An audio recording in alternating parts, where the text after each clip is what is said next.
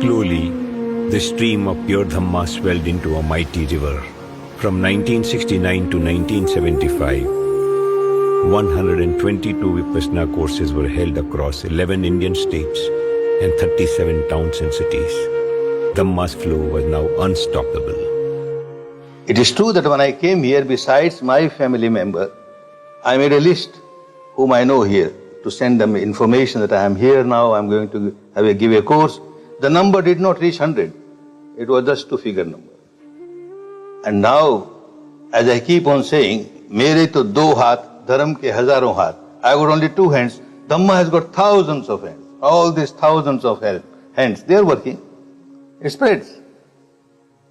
Yahi pasiko. When somebody tastes this, naturally starts helping others. Sayaji Uba Khin had foreseen the need of a permanent dwelling of Dhamma much earlier. The time to find that place had ripened.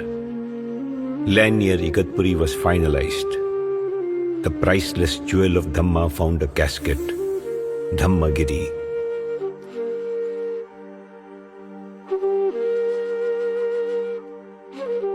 Not that we chose Igatpuri. Igatpuri chose it. I remember after giving my first course in Bombay, I went to Madras, so I went through Nagpur. Train stops before the station due to some reason for 10-15 minutes, and it was the month of July or so, and these big waterfalls here. I was so fascinated. Oh, if a center comes in a place like this, wonderful. After 1 year, it so happened that in month of June or July, I came here for a course, and I see the same waterfall. Oh, this place I have seen. Oh, this was the place chosen. At the time of its acquisition in January 1974, Dhammagiri consisted merely of 3 or 4 old bungalows. A lot of efforts were needed to make the place inhabitable. To do that, in addition to the physical effort, Goenkaji's message to those early Dhamma servers was very simple. Meditate, meditate, meditate. काफी westerners कुछ आ गए, वो आकर के वहाँ रहने लगे, तो उन्होंने एक और अच्छी बात क्या की कि एक जना वहाँ पर 10 दिन का स्वयं शिविर करे। रिले में 10 दिन का शिविर हो गए, मैंने डे 1 से वहाँ ध्यान शुरू हो गया। The first official course of 4 days was arranged for old students in May 1975. This was attended by 76 students in very basic accommodation. Soon thereafter, a 10-day course was organized, beginning October 27, 1976, attended by 89 students. After that, regular courses started at Dhammagiri. Today, this center serves up to 700 students in a course. As Dhammagiri was getting established in Maharashtra, 2 more centers, Dhammakhet in Hyderabad in 1976 and Dhammathali in Jaipur in 1977 came up.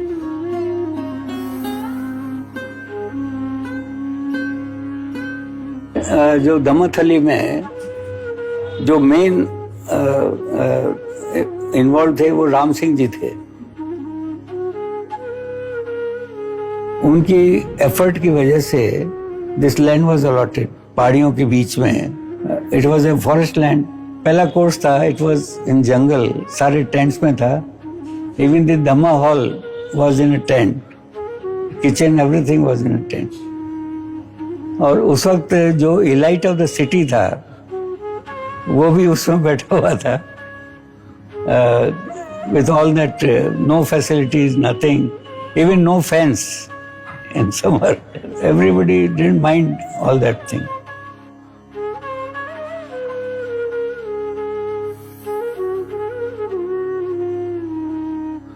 मेरे ससुर रतिलाल भाई मंजी भाई मेहता है, देखा कि ये तो बहुत ही ऊंची साधना है, तो उन्होंने कहा गुरुजी को, आप हैदराबाद में जो हमारी ज़मीन है उसमें से हम थोड़ी सी आपको लैंड है डोनेट करना चाहते हैं, वहाँ पे आप आश्रम बांधिए। पूज्य गुरुजी का पहला शिविर जब हैदराबाद में लगा तो श्री रतिलाल मेहता की फैक्ट्री में लगवाया। वहाँ पे उन्होंने एक अपने लिए कुटिया बनाई थी और साधना के लिए वो वहाँ पे चले जाते थे। तभी गुरुजी ने कहा, देखो बूढ़े बाबा, आपको ये कुटिया का बहुत मोह है, आप अगर इसको छोड़ेंगे तो ही मैं आऊँगा। तो उन्होंने कहा कि ठीक है भाई, आप वो बोलो तो मैं ये भी छोड़ दूँ।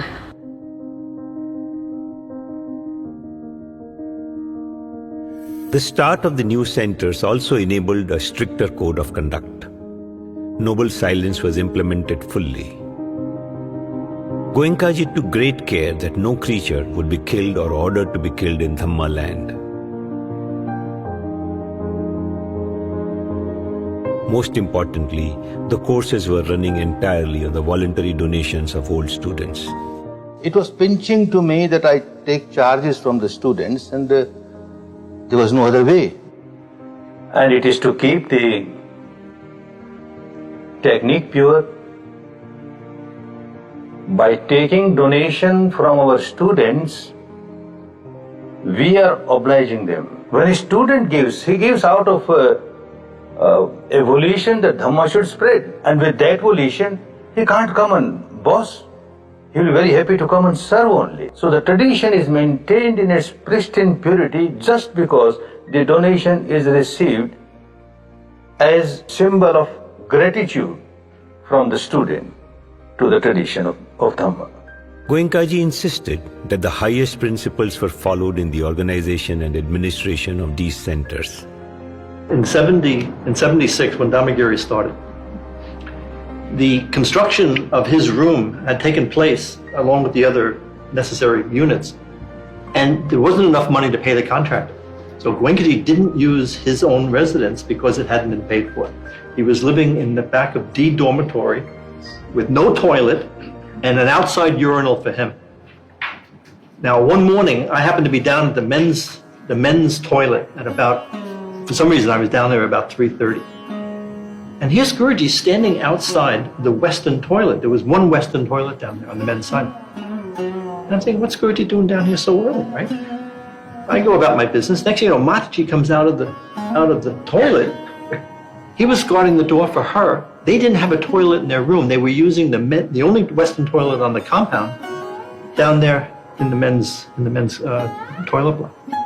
और फिर रिक्वेस्ट किया कि आप बोलो तो हम थोड़ा पैसा इकट्ठा करें। हम कर सकते हैं। आप हम इजाजत बोला, कभी बोलना मत। पैसा इकट्ठा करने का जो बोलेगा तो धर्म खोएगा, फिर तेरे को धर्म नहीं मिलेगा। जिधर पैसा आता है उधर पैसे का वर्चस्व रहता है। जो ज्यादा पैसा लाता है उसके तरफ गुरु की नजर अच्छी जाती है, नहीं लाते बिल्कुल भूल जाना। जैसा तुम्हारे में धर्म बढ़ेगा, मेरे में धर्म बढ़ेगा, पैसा आते ही जाएगा, अपने को लेने को नहीं जाना पड़ेगा। और देख, इधर तो जंगल था, इतना सब हो गया, मांगे बिना किसने दिया, तब हुआ ना, नहीं तो कैसा होता है। तो कभी नहीं मांगना, भूल चूक से कभी भी धर्म के लिए पैसा मांगने को मत जाना। तो डोनेशन आए वो उसी चीज में जिसके लिए आया उसी पर यूज होना चाहिए, या फिर वो एक्सेस है तो दूसरा एक्सपेंशन वगैरह में कहीं भी यूज हो। उसका मिसयूज नहीं होना चाहिए। वो ऐसे नहीं है कि ट्रस्ट का काम है तो रुपये की जगह ₹1.25 लगा दो, कोई चेकिंग नहीं करे। गुरुजी ने बताया कि फल होगा तो टोकरी में रख दो, साधक ले जाएगा और उसका डोनेशन बॉक्स बाजू में रख दो, कभी फल बेचना नहीं। After the spread of Dhamma in India for a decade, Goenkaji conducted his first international course in France, followed by numerous courses in Europe, Canada, and USA. Long before Goenkaji's visits, roots of Dhamma were already getting established there. Old students were vigorously spreading Dhamma through short courses, talks, etc. It was a non-center course, very small place, but very expensive. Only 40 people could sit. But after the course, when I gave Dana, I asked how much rent it is. And then she said, $2,000 a month. I said, my goodness, who pays? A few old foreigners who could at that time teach English, they pulled together every month. 5 courses a year only. Before establishment of permanent centers, Dhamma houses were started in various cities for group sittings and to carry out different outreach programs. In Oak Tree Dhamma House in UK, old students formed a Dhamma community to strengthen their practice and to inspire others to walk on the path. It was the contact address for Vipassana in the UK at that time. People from all over the world came through there and stayed weeks there at a time. We lived a communal, shared life together. We meditated morning and evening together. We had a lovely meditation room upstairs. We meditated. We were all young people and just starting out in Dharma, so we organising the courses that happened in the UK. When Goenkaji came and visited the house.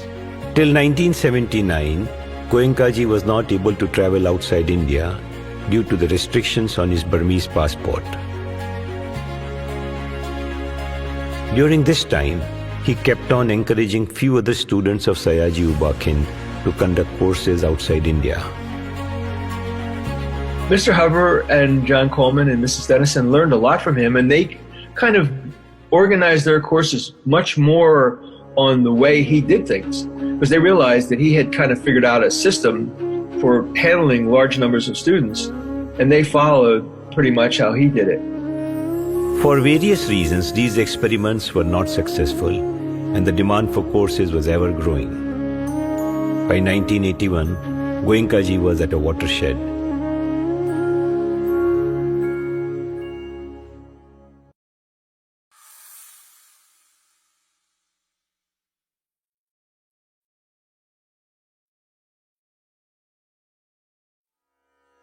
At this time, Goenkaji decided to follow the footsteps of his teacher and authorized few of his well-established students to teach Vipassana on his behalf. By early 1982, initial 8 assistant teachers had been appointed to conduct courses as Goenkaji's representatives. Shortly after their appointment, the first 80-led course was conducted by Mr. Bill Hart in March 1982 in Burmese Vihara, Bodh Gaya, India. So before I left Dhammagiri, they did give me a plastic bag that was full with all sorts of different tapes of whatever was available. And at that time, they had recorded all his discourses, and on self-courses, we used to play Anapana Vipassana Metta, and I guess they had recorded the instructions throughout the day as well, and the morning chanting, of course. We didn't have the meditation hall. There was a group of Burmese pilgrims using the meditation hall, what was, I think, the library? Upstairs? Yes. So we weren't that many people. We crowded into the room where Goenkaji had done his self-courses for about 10 years. And that was our meditation hall. And the first day I played all the different tapes, and we got to the evening discourse, and the students had not yet all run away. They were still there. And the discourse ended, and I breathed a sigh of relief. Okay, now just one sitting, and then it will finish. So they came back into the hall after the break, and I pressed the button on the tape player for the evening instructions. Nothing there. And I was completely unprepared. And Goenkaji had just met with the very first assistant teachers and had emphasized to them that when the tapes break down, you have to be able to jump in on a moment's notice. So I managed to figure out what I thought was the instruction for day one evening, and I gave the instruction. And then silence, and they continued meditating, and the time is passing. And then I'm thinking to myself, what happens at 9 o'clock? How do I get them out of the hall? And I guess I wasn't smart enough just to think at 9 o'clock I could say, okay, take rest. I thought I have to do what Goenkaji does, which is chant Bhavatu Sabba Mangalam.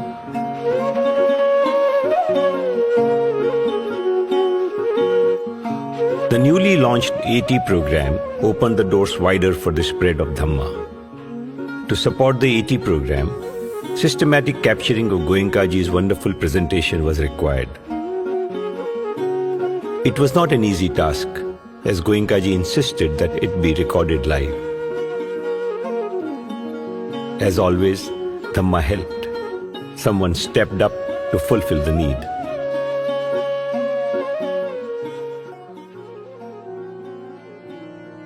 Teaching का format तो वही है जो पहले था, originally था। उसका जो प्रेजेंटेशन जो आज वीडियो और ऑडियो से जो है, उसकी शुरुआत थॉमस ने की। गुरुजी के साथ छाया की तरह रख के और उसने सब टेप्स शुरू की। और आज का जो फॉर्मेट है वो उस हिसाब से चल रहा है जो थॉमस ने शुरू किया। Bill was going to go back and teach a course at the Burmese Vihara in Gaya. And I noticed he had a few little tapes. He had a Vipassana tape and an Anapana tape and maybe some discourses or something, but they were all just in a little brown paper bag. So I remember thinking, seeing Bill Hart sitting there waiting for his train, that how terrifying that must be for him to go and represent his teacher for the first time. Anybody has represented our teacher. And he had nothing but just a little brown bag full of a few tapes. And the rest of it he had to do himself. And I just imagine how terrifying that was. गुरुजी से पहले हर stage पे he took guidance from Guruji. And I had some experience in audio and video. And so I tried to talk to Goenkaji about allowing me to record his course in the summer when he came to the U.S. And at first he said no. He said, no, that would be much too distracting for the students, somebody running around and making all these distractions during the course and so forth. So I promised him that I would be quiet as a little mouse. Through Mr. Thomas Chrisman's dedicated efforts from 1982 to 86, a complete set of Goenkaji's teaching became available to the assistant teachers.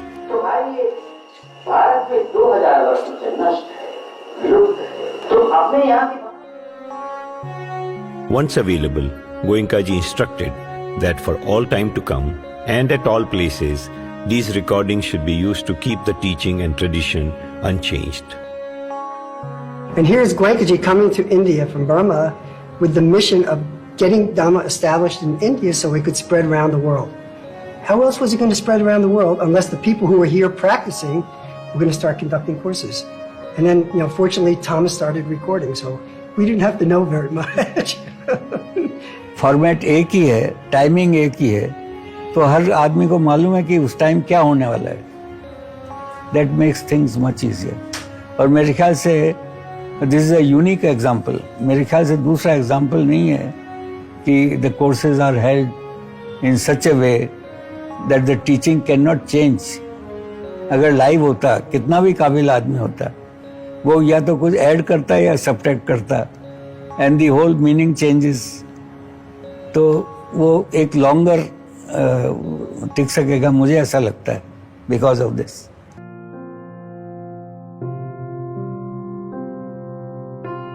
By using recordings, it prevented the personality of the AT from getting involved with the presentation.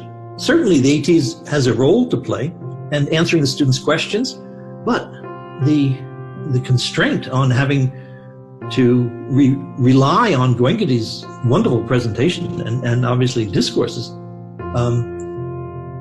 that it relegated the AT to a position where his personality and ego didn't get inflamed. These recordings ensured that Goenkaji's precise instructions, analogies, dohas and stories would keep on captivating and inspiring generations of students. One feels so happy. I'm 20 years old. Birthday party, big celebration. Happy birthday to you. Happy birthday to you. Poor chap doesn't understand. He's 20 years nearer his graveyard. Not happy. This does not mean that whenever your birthday comes, you start crying. I am nearer 1 year to my. Oh no, Dhamma does not teach you to cry. You understand the reality. This is the fact. Goenkaji was very particular not to encourage any kind of gurudom. He himself preferred to be called a Kalyan Mitra, a friend focused on others' welfare. This was a message for the future generations as well. Not to take the teacher's status too seriously and be a mere friend. Buddha Buddha was so clear that I cannot liberate you. You have to liberate yourself. I can only show you the path. If Buddha cannot liberate anybody, who can liberate? Each individual has to work one's own salvation. Someone can show the path, that's all. So whenever in any teaching of Dhamma, the teacher says that I will liberate you, there is something wrong. And for future also, I keep on telling my students, if the teacher starts making this a business for one's livelihood, then the Dhamma will get spoiled. Dhamme nana vanikang chare. Don't make Dhamma a commercial item. So these two things one has to take care in future also. While designing the AT program, Goenkaji incorporated the code of conduct for assistant teachers, upholding the highest principles in this tradition to maintain the purity of the technique.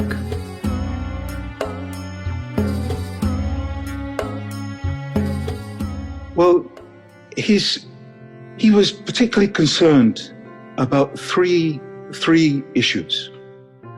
One was to do with the golden rule, if you like, that teachers of Dhamma should never receive any kind of financial gain, financial remuneration.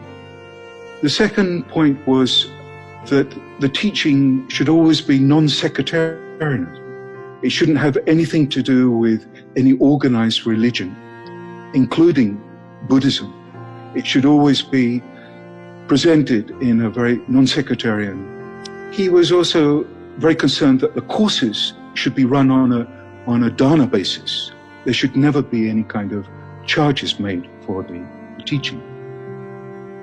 And these were golden guidelines he had received from Sayagyi, and this was the tradition coming down through the centuries. तो हमको गुरुजी ने क्या सिखाया कि अगर साधक, जब हम गुरु टीचर बने तो साधक आपको पेट सौगात दे तो लेना नहीं है, पर अगर उनको चोट पहुंचती है लेना पड़े तो लो।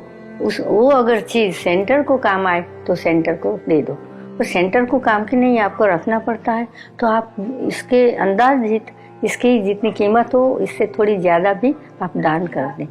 तो हमको ये सिखाया उन्होंने धर्म में कैसे जीना, तृष्णा बिल्कुल नहीं, अपने धर्म का सेवा के बदले में कोई भौतिक लाभ नहीं। मैं जो सिखाता हूँ इस तरह सिखाती हूँ ना कि उनको अच्छा लगता है, उनकी मुझे सिखाती हूँ। तो इस तरह से धीरे धीरे दूसरों को अच्छा लगे ऐसा नहीं, जो सिखाना है वो प्यार के लिए नहीं, वो वाह के लिए नहीं, प्रशंसा के लिए नहीं, ऐसे धीरे धीरे ऐसे जो प्रसंग है ना तो धर्म के जो आदर्श थे वो इस तरह से हमें सिखाते जाते थे। Goenkaji always emphasized that if one wants to grow in Dhamma, one needs to serve Dhamma selflessly and tirelessly. Some of such noble servers were chosen by Goenkaji as the first assistant teachers. Could do 1 course, 2 courses, 3 courses, 5 courses, no problem. And serving also, sitting, like he says, was so important to sit there, hear people asking the questions, see Goenkaji talking seriously, see how he handled people, some people he was stern, some people he was very soft, some people he would be shouting and, wow, what happened? Shouting at us sometimes. So all these years of experience, just really gelled into, wow, yes, this is what I have to do. मैं 30 days का course खत्म ही किया था। बोला तुम सर्व करो, मतलब कि जहाँ खाना खाने आते हैं साधक नजदीक के, तो उनको खाना सर्व करो। तो समझ में आया कि कितनी प्रॉब्लम आती है। खाने के लिए आता है और हम उनके सामने खड़े हैं तो हम कैसे फेस करते हैं उसको, तो हमको क्या तकलीफ होती है। तो ऐसे कई इंसिडेंसेस जब समझ में आए तब मालूम पड़ा कि क्या नहीं करना चाहिए, क्या किस चीज से गलत हो सकता है, किस चीज का ध्यान रखना चाहिए। It wasn't like we went from 0 to 100. I mean, we'd been there and seen Goenkaji in many different situations, how he handled them so confidently. And we'd managed, we'd cooked, we'd built, we'd helped look for centers, so do a lot of jobs. So, it wasn't like we were coming in absolutely fresh. सेवा ही महत्वपूर्ण है और काम नहीं। मेरे को ये कि एटी बनना, हमारे मन में भाव आया कि मैं एटी बनूं, तो सेवा नहीं है, उसको पद का बुक है तरप्या, एक शब्द दिया आपने को, उपकारी मैंने पहल करना और कुछ नहीं। कोई सेवा करे, अरे मैं भी सेवा करूँ, मैं भी सेवा करूँ, मैं टीचर बन के सेवा करूँ वो नहीं, मैं भी सेवा करूँ। बस किस लिए मेरा प्रशंसा होगी मेरी, कि मुझे कुछ लाभ होगा, वो कुछ मन में ना आए, बस मुझे सेवा करनी है, एक भाव जागना चाहिए। तो वो ही लायक होते हैं सेवा करने के लिए और एक ही बनने के लिए। बाकी मैं एक ही बनूं और मैं ये सेवा करूं तो वो उसके अंदर अहम भाव है, तो वो लायक नहीं होता है। उनका यही था कि टीचर होने के नाते उनको मन में करुणा होना चाहिए, करुणा होना चाहिए। जो आया है उसको लाभ हो। से दुखी तो सभी है संसार में, कौन सुखी है, तो करुणा विशेष गुरु जी कहते थे कि टीचर के मन में करुणा होना चाहिए और उसके बाद में उसके सहन शक्ति। उसे अब नहीं समझ आता फिर समझेगा, फिर समझेगा, नहीं कि नहीं होगा आप इसको छोड़ दो, ये नहीं होना चाहिए। These Dhamma messengers are spreading the technique of Vipassana for the benefit of many, for the welfare of many. The big difference was that he said, you are assistant teachers. So there's the material. We are not teaching. We are just trying to not obstruct the Dhamma to get there. Obviously, he can't push all the buttons himself. He can't be everywhere at the same time. We have the good fortune to jump on that wheel. You know, we need it a lot more than it needs us. You know, and for Goenkaji to give us that opportunity to help him, he felt that he was still just assisting Sayagyi. Even now, I mean, when you speak to him now, everything he's saying is, this is because of Sayagyi. You know, he's just helping Sayagyi, we're just helping him. I said to him, what do you remember of Sayagyi U Ba Khin?